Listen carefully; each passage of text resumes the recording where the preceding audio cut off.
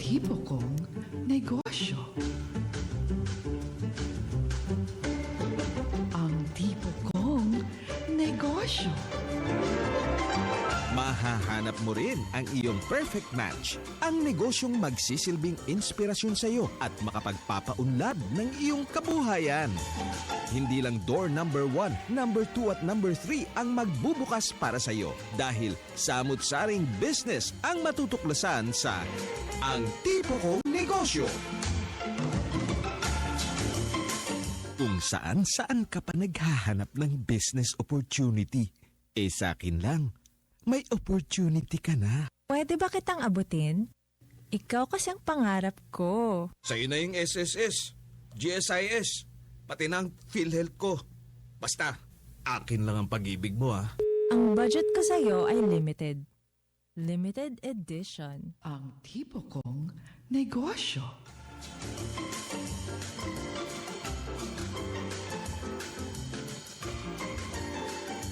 Oy, good morning ho, good morning. Teka muna, ba't ako nandito?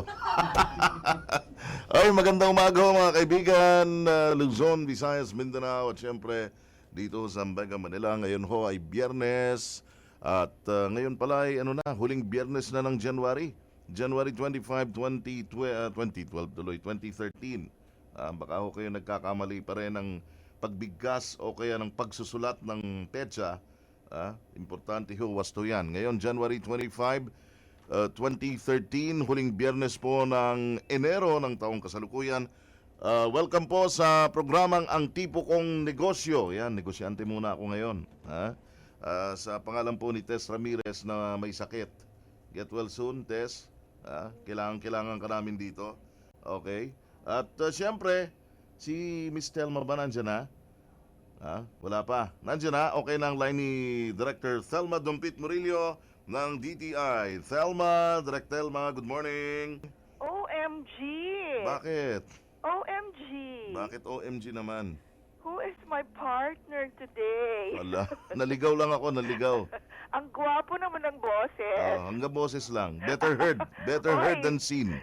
TGIF. Oo Thank nga. God it's Friday na Thank naman. God it's Friday. At Oo, syempre, kasi- negosyo day para sa atin sa Radyo ng Bayan. Di ba? That's right. Hindi ko ba nagtataka bakit puro initials ang aking mga Oo expression nga. ngayon, mga Yes. OMG, TGIF. OMG. Oo, kasi ang ating pag-uusapan is mga computer lingo. Uy. Yan, sa mga IMOL. Mm-mm. Oh, alam mo ba yun? I am... OL. Ano yon? I am online. I am online. Oo nga naman. Oo nga. Ay, marami akong matututunan yan.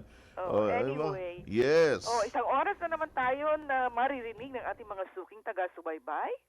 At syempre, as usual, ay pinaghandaan natin itong programa. Partner Alan, pinaghandaan niya ni Marela at may live guest pa yata siya maya-maya.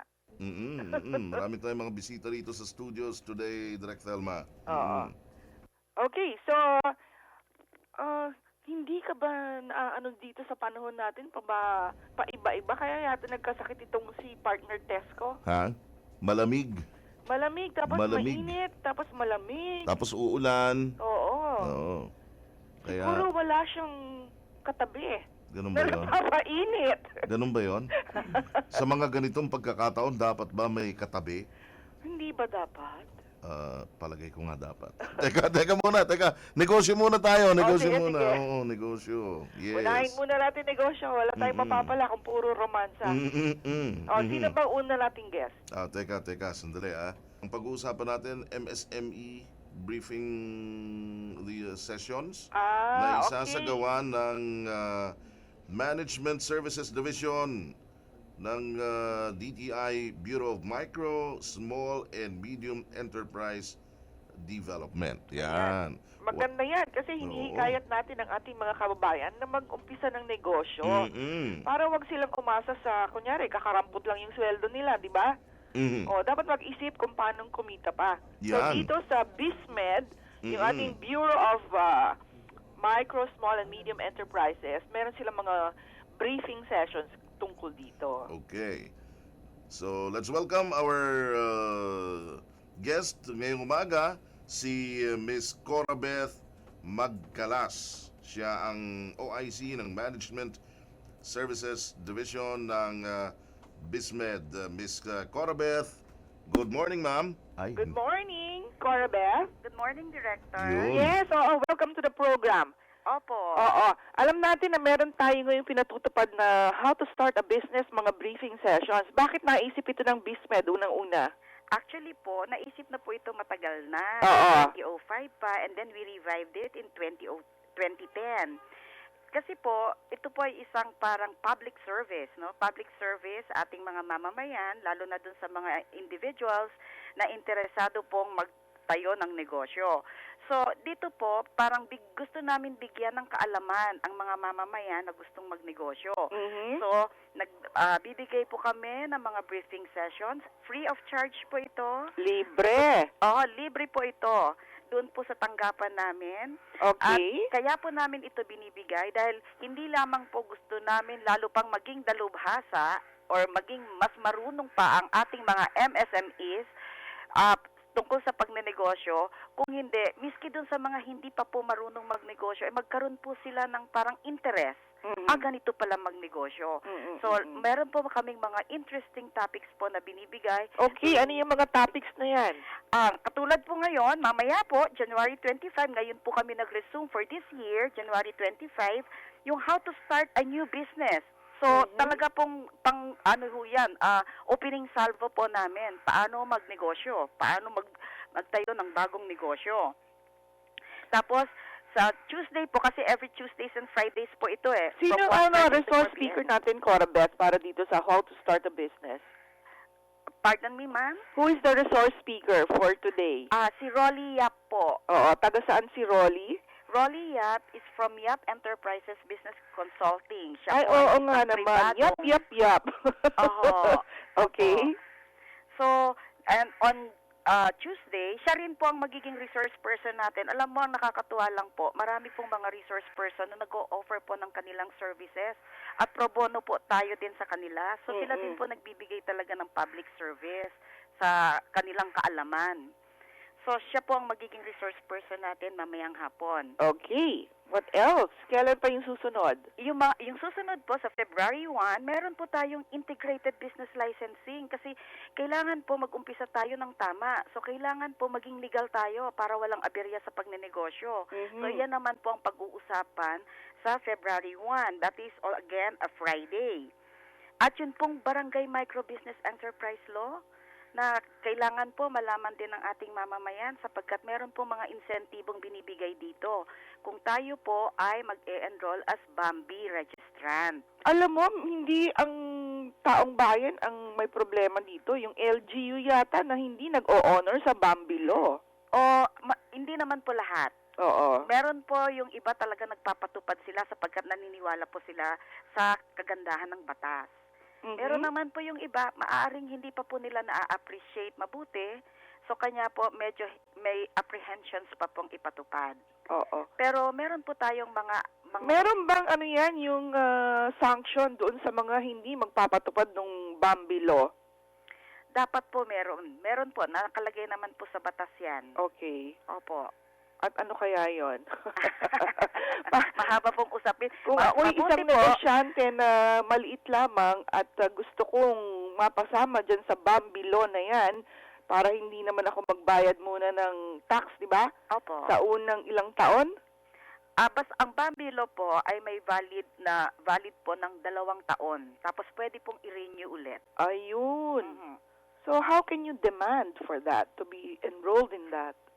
Punta lang po tayo sa munisipyo or sa treasury office ng munisipyo at kailangan po ang ating asset size ay hindi po aakyat ng 3 million. Basta 3 million and below po, eligible po tayo maging Bambi Registrant. Nako, partner Alan, alam mo ba yung meron tayong Bambi Law? Ano yun, Telma? Yung Bambi Law, alam mo bang meron tayong Bambi Law?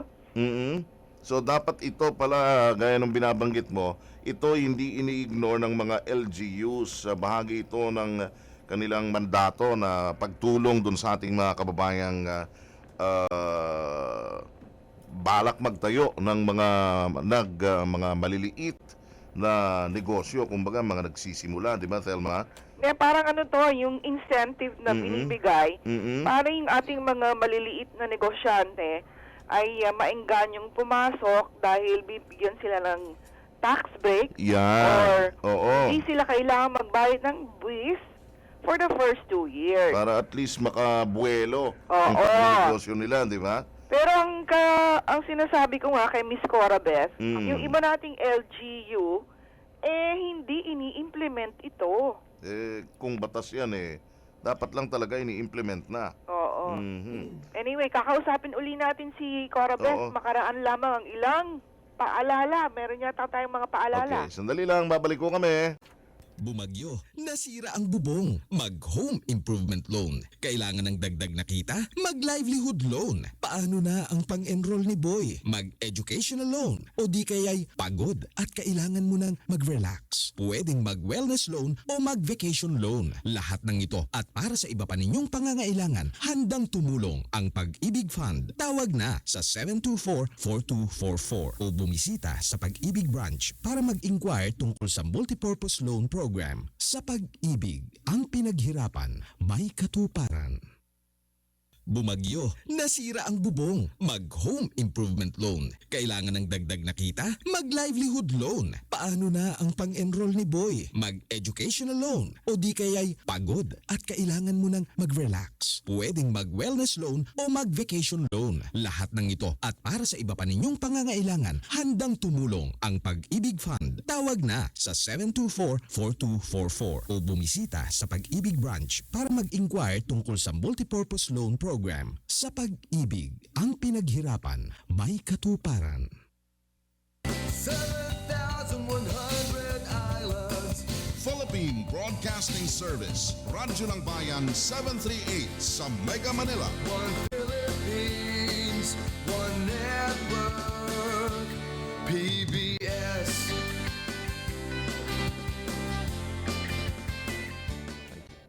Okay, Director Thelma, balik na tayo sa Himpapawid. Ang oras natin 26 minutes na makalipas ang alas 8 ng umaga. At syempre, nasa linya pa rin natin. Cora Beth Yes, si Miss Magdala. Cora Beth. Apo. Nasa linya pa rin natin. May tanong naman ako sandali kay Cora kasi may mga nagtatanong din dito. No? Itong mga free seminars na ito na kanilang ino-offer, anong average na haba o length nito? Gaano katagal? Ito ba yung mga 1 or 2 hours lang per session? Na ibig sabihin kasi kung yung 3 mga oras yan, di ba? ang mga ilang hours yan, Miss Cora? Opo, yung pong mga topics natin. Yes, yung yes, oo. briefing session natin, mag-umpisa po yan ng 1:30 hanggang 4 o'clock po ng hapon. Ayun. So, kalahating araw lang. Kung halimbawa yung mga kababayan natin may trabaho, pero interesado sila dyan sa mga topics na ini-anunsyo mo kanina, pwede silang mag-half day, ilaan yung kalahating araw, at marami silang matututunan dyan sa inyong mga libreng pa-seminar. Yan. Okay, so pasalamat na tayo kay Miss Cora. Siguro yung telephone number na lang para dun sa mga interesado. Yes. Opo, gusto ko pong anyayahan ang ating mga mamamayan na sana po bigyan ninyo ng time yung aming mga free briefing sessions. Ito po ay magbibigay sa inyo ng kaalaman at ito po ay tuwing Martes at Friday from 1:30 to 4 o'clock. At kung gusto nyo pa po malaman ng mga detalye, tumawag lamang po sa 897-1693 or 751-5076 po. Okay, thank you very much, Miss Cora Beth Magkalas ng BISMED DTI. Okay. Mga kaibigan, ang oras natin, 28 minutes na. Makalipas ang alas 8 ng umaga. Director Thelma, gusto ko ring banggitin na narito na sa ating studios. In fact, kanina pa, no? Yung mga bisita natin mula sa ITIC, Information Technology Industry Coalition. Narito ang kanilang Pangulo, si David Balamon. At narito rin ang kanilang founding chair, si Carlo Carino. At ang kanilang corporate secretary, si Anthony Lichauco. At of course, any time na makakakuha tayo ng mga update sa kanila, tungkol dito sa at backgrounder din of course tungkol ngayon sa ngayon na sige nauna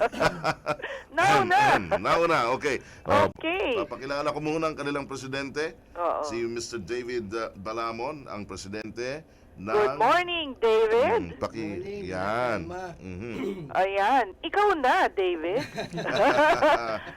Dapat tanungin natin, ano ba yung ITIC? oo Hindi ko alam kung anong ITIC ibig sabihin Well, ng ITIC at anong ginagawa niyan eh. Yes, bago po ang lahat. No? Good morning po at kasama ko po rito yung founding chair namin, si Carlo Carino at saka si Anthony Lichauco, ang aming corporate secretary. Say good morning naman. Good morning, Director.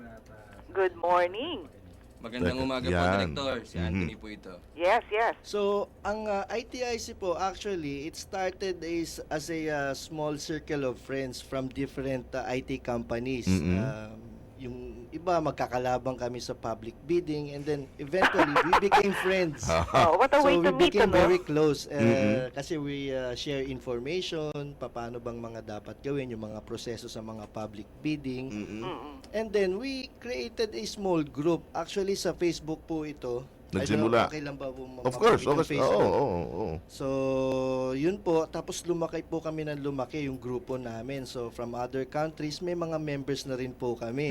Pero ang aming advocacy is to help the others to understand better ano po ang mga trends ngayon sa IT, ano po Yes. yung mga update. Nako, maganda yan, And then, maganda of yan. course, yung mga kababayan natin na nag-start ng mga small business, ano yung mga dapat nilang i-prepare, ano yung kailangan So, nila in terms of e-commerce. IT. Is that e-commerce? Part of e-commerce. Part, pero we concentrate more on the IT. IT, Information Technology. Okay, David, itong grupo ninyo na nagsimula, small group, magbabarkada, Yes. kailan ito actually nagsimula? Gaano katagal na itong inyong organization? Mga 2010. Actually, we 2010. started Ayun. 2010. So, mga tatlong taon. Tatlong taon na. Ayan. Pero you have gone a long way, ano? At tinitingnan ko itong mga backgrounder dito eh. Ang network of contacts ninyo o mga affiliates ninyo, present na sa 7 bansa sa kasalukuyan. At least 7 countries. Director Telma, ganun kabilis lumaki yung network nila. Oh, syempre, walang boundaries yan basta nasa internet ka, di ba? Oo. Okay. Yung binanggit kanina ni David na ang pangunahing intention ng kanilang samahan, ng kanilang organization is tumulong to maximize the use of information technology sa halimbawa sa pagnenegosyo, di ba? At sa iba pang mga aspeto nito. Okay. How do you actually echo this to the public? Pwede ba ang publiko ay kumonsulta sa inyo, sa inyong tanggapan? O paano yon? Or do you also conduct seminars kagaya ng ginagawa nila Cora Beth from time to time? How do you do this, David, please? Well, ano lang po, through the networks, may mga kaibigan din po na gustong maging miyembro para po matutunan nila yung mga ibang aspeto ng IT. And then, of course, we intend to share this at the same time if we can do a seminar. Yun. Siguro si Mr. Carlo Carino, our founding president, can also add to that. Sige nga, Mr. Carino, please. Teka, yung mic ba niya naririnig ng maayos? Ha? Hello. Yeah. Closer lang daw, please. Yan, okay. Okay. Partner Alan. Yes. Partner Alan. Oo. May sasali po dito sa ating conversation Of kung course. usapan natin. Okay. Ang presidente ng Infocom Technology Association of the Philippines o ITAP, Oo. si Mr. Don D. Mapa ang presidente. Okay. Kasali din sa usapan natin. Si-check ko lang ang line ni Dondi. Nasaan siya? Line 1 or 2? Sa line 2, okay. Narito rin, Director Telma, si Mr. Dondi Mapa. Mr. Dondi Mapa, good morning. Mr. Mapa, are Mr. you with Dondi us? Mapa. Yes, good morning. Yun, okay. Nasa linya na siya, Direct. Okay. So, ang dami natin, ang saya, Oo. parang, ang gulo yata ngayong umaga. Okay. May Ayan. party ba tayo? Parang, pero masaya yung usapan pag mas marami. Oo, okay. Yes. Okay. Kanina si Mr. Carlo Carino yung hindi, si Anthony pala yung kanilang nalito na ako. Si Carlo po is the Carlo. Si Carlo is the founding chair. Oh. Anthony Yes. May binabanggit siya kanina initially. Okay, pakituloy na nga po, Yeah. please. Yes. Ang tawag dito, expounding on ano yung sinabi ni Mr. David Balamon, ano? Mhm. Primarily, it's a consortium of members who has the same interest in ICT. So, it was formalized. That became the reason kung bakit nabuo itong ICIT was for the fact na nowadays ngayon, ang technology kasi masyadong mabilis na mag-evolve. Oo. To such a point na minsan ang general public hindi na alam kung ano ba ibig sabihin nito. Saan direction ba tayo pupunta at paano makakatulong sa sambayanan, ano? Specifically putting up businesses or maybe even sa education na sa academe. So the group's principles was that ICT through this belief should not be hindered to the general public but rather should be shared. So ito po yung layunin ng grupo. So nagsimula to bilang sa mga magkakaibigan which later nagkaroon ng ibang interest coming from the other sectors who belong into the ICT circle and eventually ended up being knowingly scattered through media such as Facebook and the other network social networking sites. Partner, So yes ma'am, go ahead please. Sige, finish your sentence. Opo, up to date, the ITIC is going to be formally arranged in such a way na mas marami pa tayo sana matulungan. And going back to sa question po kanina kung whether the coalition would be able to hold yung mga free seminars, my answer to that is yes ma'am. We will be coming to that. Specifically nowadays po na yun nga rampant yung biglaan ng change ng technology. So it encompasses a lot of things that involve the general public and local businesses. And of course mas maganda po na mas maraming nakakaalam kaysa hindi natin nalalaman. Okay, ito meron medyo controversial ngayon yung cybercrime law na Yes po. pinigil ng Supreme Court, hindi ba? Yes po. So let's get the opinion naman of Mr. Dondi Mapa. Kasi sa legal na doon. Meron ba tong, kasi meron yatang position paper ngayon on the Internet Treaty sa UN. Tama ba po yan? Magandang umaga, Thelma. Yes. Yes, so ang tanong niyo is tungkol dun sa Cybercrime Prevention Act Yes. o Republic Act 10175, no? So, well, itong batas, maganda naman itong batas kasi ang layunin niyan is tanggalin yung mga panganib sa cyberspace, no? Kasi syempre, yung mga negosyante, ginagamit nila yung ICT, no? Yung hardware, yung software, para sa kanilang negosyo. Kasi syempre nowadays mahalaga yung ICT sa pagiging entrepreneur. So siguro naman nakikita natin yung mga survey na 87% ng mga gumagamit ng online services or ICT services ay nagiging biktima ng cybercrime, no? That's Either right. attempted or natutuloy talaga to, ano? Merong mga phishing, identity theft, ano? Spam, no? So maraming mga klaseng cybercrime. Ako na lang Pag naging biktima ka ng cybercrime, siguro naman gusto mong magkaroon ng a means, no, to run Yes. after that person, ano, para siyempre pwede mo siyang dalhin sa korte, pwede mo rin siyang ikulong. Ako nga, I was so surprised na biktima ko, partner Alan. Alam mo ba, ito last Paano week, kapaging... Oo, na-hack yung aking email account. Uy. At ng mga kaibigan ko ay lahat nagtanungan, nasa Athens, Greece ka ba talaga? Oo, baka naman pumunta ka, hindi mo lang sinabi sa mga kaibigan mo. Secret. Anyway, but that's the third time that my email account was compromised. Oo. So, syempre, pag nangyari yan, gusto mo rin habulin kung sinong gumawa niyan sa iyo, ano? Oo. At yung cybercrime bill, or actually cybercrime law, no, kasi pinirmahan na yon, is one way to make sure that you can run after, no, whoever did that to you, no. Pwede mong pwede kang mag-file ng complaint, no, against whoever did that. And I think the letter was traced to Nigeria. Yan, Ang layo, ano? natin, ang Cybercrime Prevention Act was actually meant to align us with the cybercrime convention na ginawa sa Budapest, no? Or yung gumawa talaga niya yung Council of Europe, no? So there's an international cybercrime treaty at itong ating cybercrime act is one way to align ourselves no, dun sa international scene, no? Kasi syempre marami nga dito sa mga cybercrime nangyayari to internationally, ano? Hindi natin alam kung minsan saan nanggagaling. And I think what's even worse is, tama nga, sinabi mo, baka nanggaling sa Nigeria yun, pero yung pagkalat nun, syempre, paano nila nakuha yung email address mo? Correct. Malamang meron na silang na-infiltrate na server or PCs dito sa Pilipinas at dahil dun, kumakalat yung malware nila.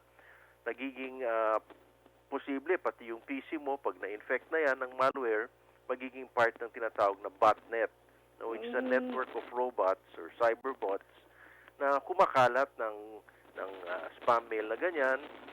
Not only that, no, pati yung mga email addresses ng mga kaibigan mo, kinukuha nila, i-store nila. No? Yan. So actually, that's also considered cybercrime, no? Because yung data mo na dapat sa'yo lang yon, no, privado lang sa'yo, ninanakaw nila. Okay. Partner Alan, may tanong ka ba kay Dondi? Okay. Kasi meron din siyang ICT National Oo. Plan na sinasabi. Ako'y nakikinig ng gusto dahil nare-realize ko nga yung mga binabanggit niya. Kung tayo halimbawa... Kumarinig si Alan. Hello? Yeah, okay. Nakikinig ako ng masinsinan doon sa doon sa Kumarinig si Alan. Nako, imposibleng. Ayan, teka, hindi na ako marinig, Telma, sige. Ay, hindi ka marinig? Hindi ko marinig si Alan. Ay, okay. Ang sabi ni Alan, masinsinang kanyang pinapakinggan dahil nga doon sa mga dapat bantayan ng ating mga kababayan pagdating sa paggamit sa internet, di ba? Yung pagiging online. Yung mga pribadong impormasyon, dapat pribado lang yun. Pero ang nangyayari nga, merong mga bots na nagnanakaw, di ba? Yes, so yan ang isa sa mga dangers ngayon. So, in connection with that, meron kaming tinatawag dito sa Microsoft na modern browser. No, one way na pwede mong protektahin yung sarili mo pag punta mo online is gagamitin mo yung mga browsers na marunong na dito sa mga techniques na ginagamit ng kriminal. Oo. So, pag meron kang modern browser, kagaya ng Internet Explorer 10, these types of browsers can actually protect you from all the threats online. Meron kaming website. Ang pangalan ng website ay yourbrowsermatters.com. Okay, yourbrowsermatters. One word lang yun, .com. Diyan mo makita na napakahalaga talaga yung ginagamit mong browser pagpunta mo online. Okay. So kahit anong browser na ginagamit mo, pwede ka pumunta sa yourbrowsermatters.com. And then sasabihin sa'yo, ano ba yung mga vulnerabilities? Ano ba yung mga areas na hindi ka pinoprotektahan ng browser na ginagamit mo? Oh, yung weakness nila. Oo, kung ano yung mga weakness. Kasi syempre yan yung weaknesses na ina-exploit ng mga cybercriminals. Oo. Okay. Naku, talaga naman mga pagmasasama talaga. Very interesting. Break muna tayo, partner. Yes, okay. Mga kaibigan, huwag kayong kakalas dyan. Salamat. Bibigyan na muna namin ng ilang mga paalala. Magbabalik po ang Tipo Kong Negosyo.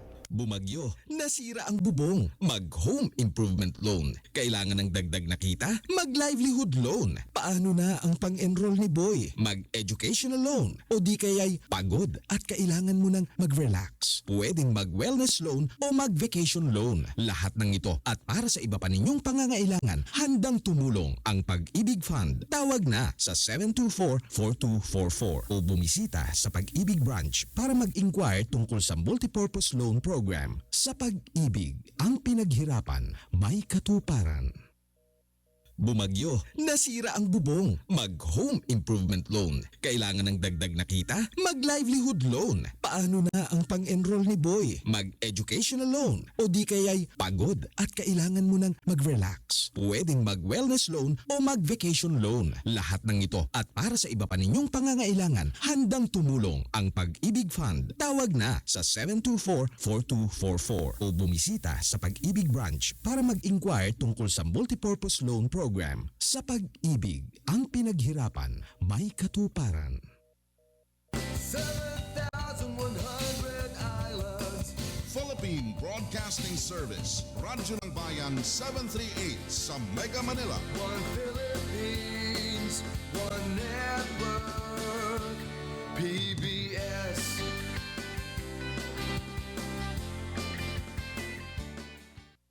Ito po ang PBS Radyo ng Bayan at kami nasa 738 kHz sa inyong mga AM dial dito sa Mega Manila.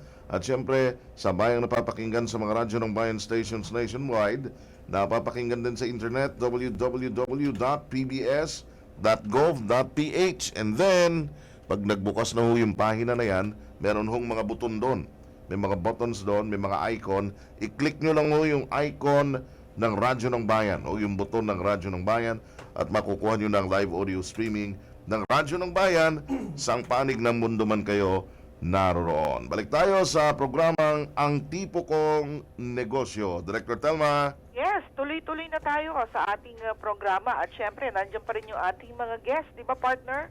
Yes, at kanina nga off the air habang tayo naka-commercial break, pinag-uusapan namin dito na talaga palang ngayon ultimo yung mga malware o itong mga nangunguha ng mga impormasyon nito at ito yung sumisira doon sa mga sistema.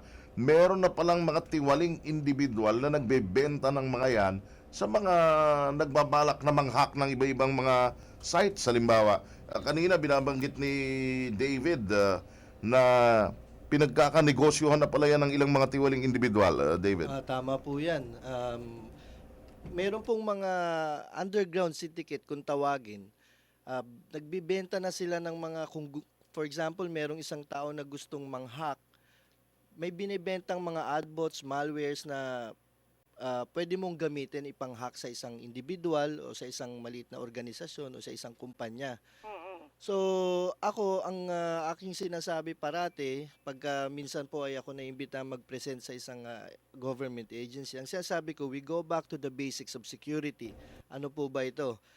Sa IT, hindi po tayo aasa lang sa mga antivirus. Hindi po tayo aasa sa mga firewall. So, ang kailangan din po natin ay tayo po mismo ay pilitin nating maging secure ang ating mga information na naka-save sa ating mga computers. Paano po ito? Yung pag-change po ng password, kailangan po talaga yan. From time to time, papalitan mo yung password mo. Papalitan mo ang password dahil pwede pong ma-hack yan. Makita lang po yan ng isang tao na magaling ang memorya, pwede niya nang i-access ang information mo from other computers. Marami pa pong way.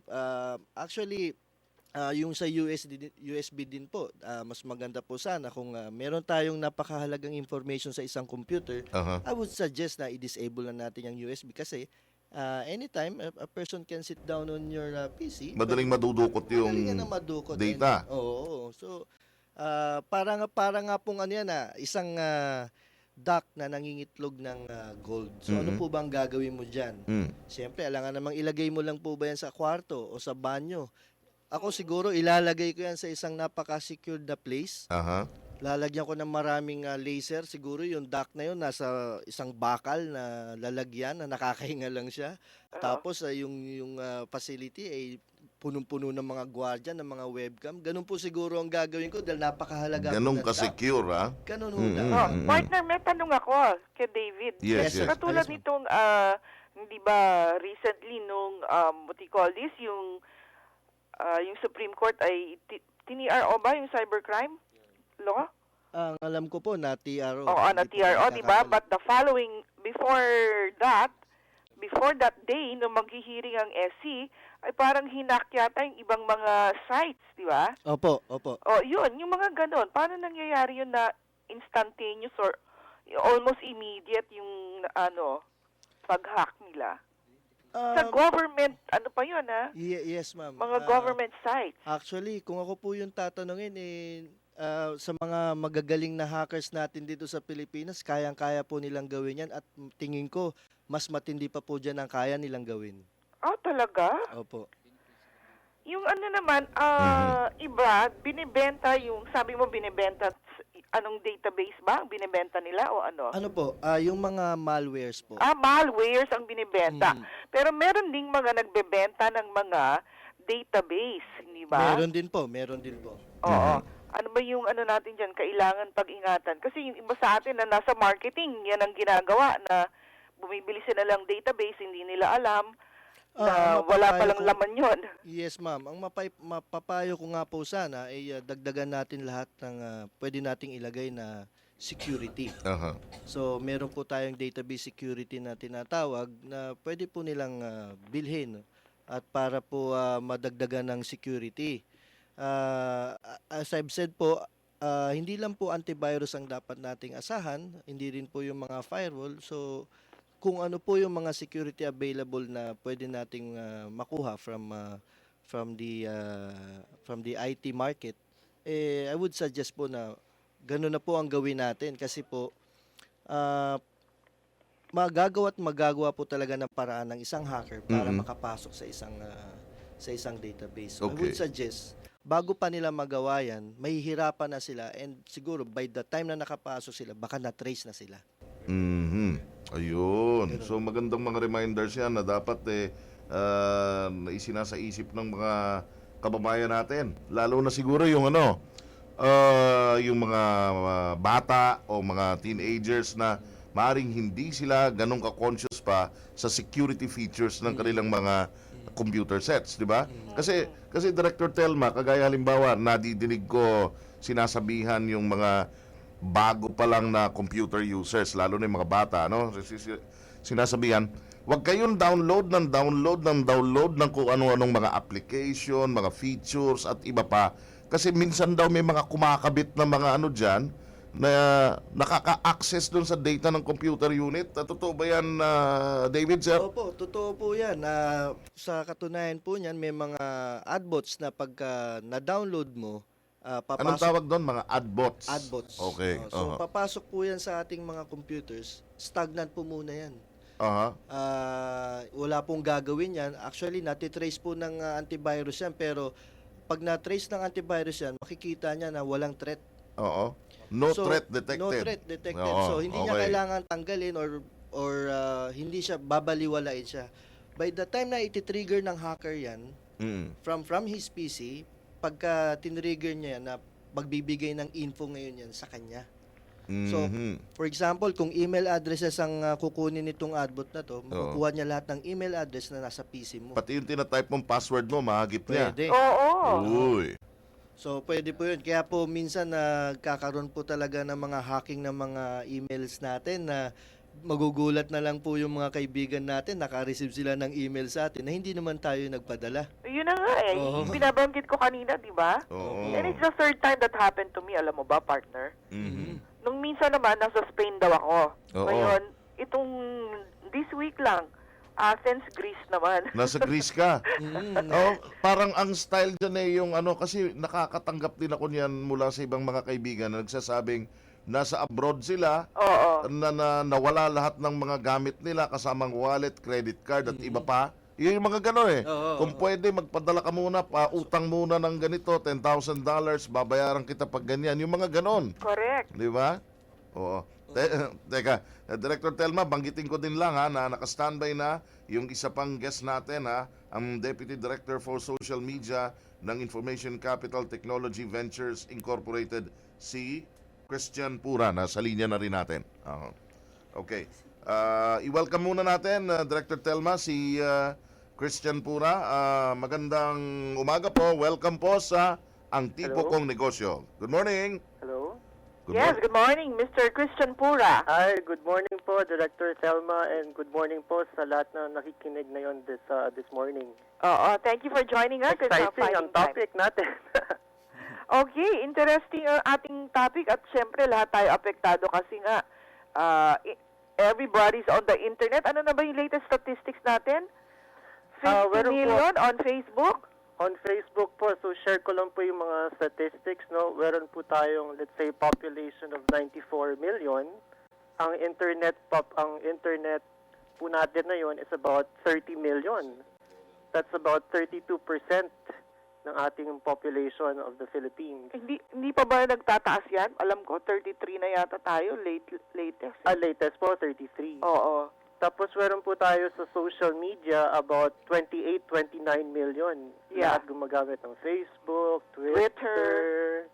Tapos yung maganda po tayo na yon in our country, about 89 million na po ang mobile subscribers. Ilan? 89 million. 89 million Yes. mobile subscribers. Wow, Yeah. that's a really big market for telcos. Very big, very big. That's about 94% mobile penetration po dito sa Oo. Pilipinas. Kaya naman, partner Alan, alam mo ba, Yes, ngayon, yes. lahat ng mga efforts, marketing efforts, doon na nila kinoconcentrate sa mobile, di ba? Is that correct, Christian? Opo, opo. So kung ikaw ay hindi nakikita sa cellphone, mahina ang marketing mo. Yun. Yes. Oo. Kasi Okay, lalo so, na yun, yung cellphone, before it was expensive but now it's cheaper. I think they're about 4,000 or 5,000 na smartphone na. Oo. Compared ng dati, mga 8,000, 9,000, simpleng phone na. So it's the phones right now are becoming more affordable, cheaper, pati yung data plan, yung 3G, nagiging mura na din siya later on. now what is ICTV? Yung ICTV po, it's a listed firm in the stock exchange. ICTV is Information Capital Technology Ventures. Okay. We are a technology, media, and telecom company, but we focus on technology and media. So gumagawa po tayo ng website development, mga websites, especially made on the mobile phones. That's our core service. And we also do mobile applications po. Ito po yung sa mga iPhone, sa mga Samsung na smartphone or tablet. Gumagawa din po kami ng mga apps, yung mga tawag dun sa apps. Ito po yung mga iPhone, yung mga icon po dun sa telepono. Tapos we also have mga CRM, itong tinatawag na Customer Relationship Management. So, yung CRM, it's really very important right now sa mga, lalo na sa marketers, mga communication experts, because right now, hindi na ang labanan yung pagkuha ng kliyente. Right now, the labanan is how to maintain the relationship with the customer. Yes, it's all about relationship. Yes, opo. Okay, so let's talk more about ICTV in a while. Sure. Partner, meron Yes. lang magandang balita ang Microsoft Philippines. Mm. Para sa lahat ng negosyante, Microsoft Philippines is giving away 100 minutes Skype vouchers at saka Nokia Lumia 610. Pumunta lamang sila sa website ng Microsoft. That's www.microsoft.com.ph/itworks. At mag-register po kayo sa kanilang online event at panoorin ang exclusive videos ng new Microsoft Office for SMEs. Hanggang January 31 na lang po yan, kaya may chance pa kayong manalo. I-like po ninyo ang kanilang Facebook It Works page. So, yan, partner. Okay, okay. Gusto ko lang banggitin din, mga kaibigan, na ang oras ho natin, 2 minuto bago sumapit ang alas 9 ng umaga. Mamayang alas 9, sa inyo naman ang programa ni Sel Bay sa Patrol ng Bayan, Morning Edition. Yan. Na-slow mo ko yata. Ha? Bigla ka nag-slow mo. Hindi, dinoble check ko lang yung ano. Bigla ko lang dinoble check yung title ng programa. Okay, break muna tayo. Sandali lang o. Bumagyo, nasira ang bubong, mag-home improvement loan. Kailangan ng dagdag na kita? Mag-livelihood loan. Paano na ang pang-enroll ni Boy? Mag-educational loan. O di kaya'y pagod at kailangan mo ng mag-relax. Pwedeng mag-wellness loan o mag-vacation loan. Lahat ng ito at para sa iba pa ninyong pangangailangan, handang tumulong ang Pag-ibig Fund. Tawag na sa 724-4244 o bumisita sa Pag-ibig Branch para mag-inquire tungkol sa multipurpose loan program. Sa Pag-ibig, ang pinaghirapan may katuparan. Bumagyo, nasira ang bubong, mag-home improvement loan. Kailangan ng dagdag na kita? Mag-livelihood loan. Paano na ang pang-enroll ni Boy? Mag-educational loan. O di kaya'y pagod at kailangan mo ng mag-relax. Pwedeng mag-wellness loan o mag-vacation loan. Lahat ng ito at para sa iba pa ninyong pangangailangan, handang tumulong ang Pag-ibig Fund. Tawag na sa 724-4244 o bumisita sa Pag-ibig Branch para mag-inquire tungkol sa multipurpose loan program. program. Sa pag-ibig, ang pinaghirapan, may katuparan. 7,100 islands. Philippine Broadcasting Service, Radyo ng Bayan 738 sa Mega Manila. One Philippines, one network. PBS. Okay, Director Telma, balik tayo. Okay, at sa huling bahagi natin, siguro, punan na lang natin ng huling pananalita, yung ating mga bisita. Meron Aha. pa ba tayong live guest? Wala na. Meron pa, nandito pa sila. Siyempre, hingan natin ng kahit na tagwa one-liner lang. Mga words of wisdom tungkol sa IT. Oo. Oo, pati si Christian, nandito pa rin sa linya. So, ay, Teka, naputol na ba? negative na. Ha? Naputol na ba si Christian? Oo, negative na. Dali, double check ko. Okay, so, Wala. Oo. nawala na. Okay. Pero andito pa sila, yung silang sige, tatlo. so, Oo. siguro ilang na lang paalala para sa ating mga Oo. tagapakinig, David, Carlo, and, Anthony. oo. Okay. Yun nga po ang pinag-uusapan namin kanina. Importante po sa atin ang security. So, hindi naman po palaging mahal kung titignan natin dahil may mga micro solutions naman po. So, kung sakali pong kailangan pong kami ay makatulong o mag-conduct ng seminar, maaari nyo po kaming tawagan sa... Actually, sa Facebook na lang, Facebook they na can... Sige, they Facebook can like the game. Facebook Oo. of ITIC, and then pwede silang magpa-member doon. And if they have questions, nandun naman kaming lahat. May kanya-kanya kaming specialties din. So, kung meron silang question, they can ask there, tapos sasagutin natin. Tsaka hindi lang po yung sa seminar, Director Telma, no? So kung Oo. sakaling may mga tanong din po sa Republic Act 9184, which is the procurement law, pwede rin po kaming makatulong dyan. Okay. Thank you very much. Naku, kapos na kapos ang ating oras, partner Alan. Oo nga. Teka, si Ay, si Carlo. si Carlo. Hi, Direct. Teka, ayan, okay. Oo, sige, game. Yes. Okay. Probably parting shot lang po. Technology need not be that expensive, and definitely sa linya po ngayon, lalo na dito sa small, sa mga SME, yung adoption ng technology as one means on which to empower the organization should be in such a way po na abot kaya po talaga. So that's where groups like us come in to make sure na this technology reaches them. So yun lang po.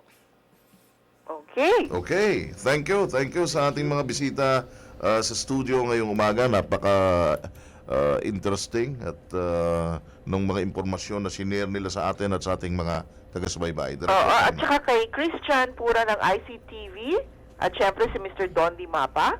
So, iimbitahin natin sila uli next week kasi pag-usapan naman yung ICT National Plan at syempre, ano pa yung mga bagong trends ngayon. Okay. Okay, so thank you, partner Alan. Thank you Hanggang sa din. susunod. At syempre sa ating mga taga-subaybay, thank you for joining us also. Have a nice weekend. Ito po ang inyong lingkod, Selma Dumpit Murillo. At pansamantala nagpapaalam din, ako naman po si Alan Alianige. Ang oras, 2 minuto makalipas ang alas 9 ng umaga. Radyo ng Bayan